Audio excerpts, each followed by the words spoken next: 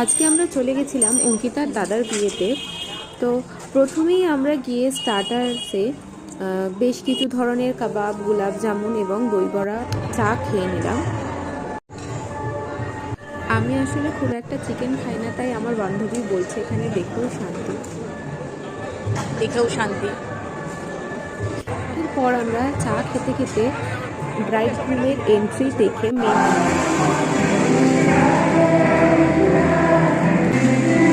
কোর্সে সোজা চলে গিয়েছিলাম। মেন কোর্সে ভেজ এবং নন ভেজের প্রচুর আইটেম ছিল, সেগুলো আমি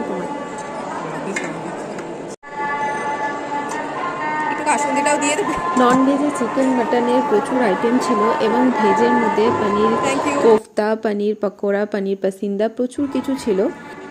মিষ্টিতে যেগুলি ছিল সেগুলোর ভিডিও নিতে ভুলে গেছি। যদি তোমাদের আমার এই ভিডিওটি ভালো লাগে অবশ্যই লাইক, শেয়ার, সাবস্ক্রাইব করে